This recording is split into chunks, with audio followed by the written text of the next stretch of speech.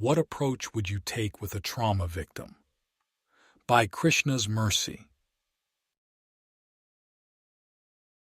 Suta Uvach Krishna evam bhagavati manovag drishtivrittibhi atmanya atmanam aveshya so antah shwas uparmat. Quote, Suta Gosvami said, thus Bhishmadeva merged himself in the Supersoul, Lord Shri Krishna, the Supreme Personality of Godhead, with his mind, speech, sight, and actions, and thus he became silent and his breathing stopped.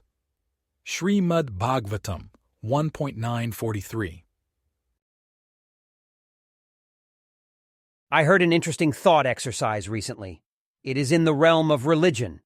If you prefer to refer to it as spirituality or some kind of faith, I am fine with that. The idea is that you first take this collection of different people. You are within the group. The people are not of the same tradition. They have their own sacred text, their chosen savior, and their means of propagating that particular faith. The exercise is to consider the situation of a trauma victim, someone who is really in trouble. Think of a person who survives the burning down of a house. Perhaps they were in a terrible automobile accident. Survivors on the battlefield also come to mind. The difference between the before and the after is striking. There might have been so many plans laid down. They thought of the future. They met with a financial advisor to account for retirement savings. They were ready to settle down and find purpose in life. Then tragedy struck. It dealt a terrible blow. Swiftly, at that. They are now in such bad shape that their friends can barely recognize them.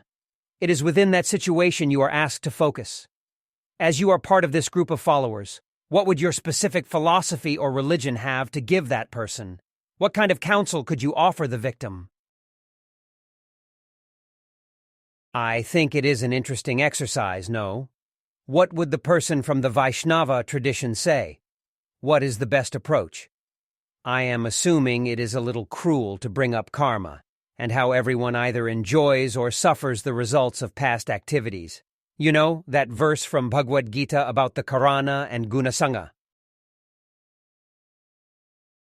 Purusha prakristho hi, bhunkte prakritijan gunan, karanam gunasango asya, sad asad yoni janmasu. Quote, the living entity in material nature thus follows the ways of life, enjoying the three modes of nature. This is due to his association with that material nature. Thus he meets with good and evil amongst various species. Lord Krishna, Bhagavad-gita 13:22. The question itself is a little puzzling given many of the well-known images associated with the Vaishnava tradition. One of the more celebrated works, informally referred to as the ripened fruit of Vedic literature, is Bhagavad Puran. The work is also known by a more celebratory title, Shrimad Bhagavatam. The premise is a pious king learning of his dreaded fate, that he will leave the world within 2 weeks. This means that he has a terminal condition. It may not necessarily be a rapidly developing illness, but the end result is the same. There is the trauma in the sense of a forced exit. There is really nothing that Parikshit Maharaja can do about. The fate is sealed. His choice in the matter is everything. He favors hearing, Shraun. He decides to hear the highest wisdom from the teacher named Suta Gosvami. Their conversation is instruction provided to a trauma patient. The setting may not be a hospital room or a home with medical service around the clock, but the intention is the same. Deliver the highest knowledge to the passing individual, to give them something valuable that will launch them to a higher place in the next destination. Another angle of vision says that it is the victim who provides the instruction. They are giving the most valuable lesson without speaking a word. They are showing the potential in tragedy that begins at the time of birth. As soon as there is birth, there is death. As soon as there is birth, there is misery. A person only foolishly thinks that they can avoid it. That trauma is only for the unlucky ones.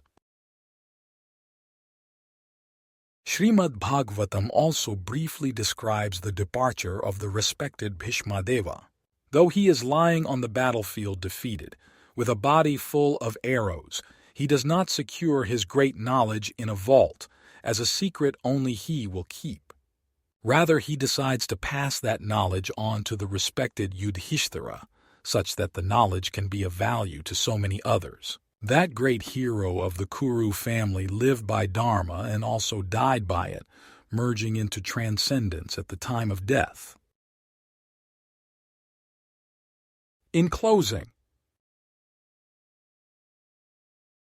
though days left approaching zero, with specific plan that hero, though death in the face to stare, highest knowledge eager to share, such that others the truth to gain, that imagine so much to explain, Bhishma then into Vishnu merging, never from Dharma diverging,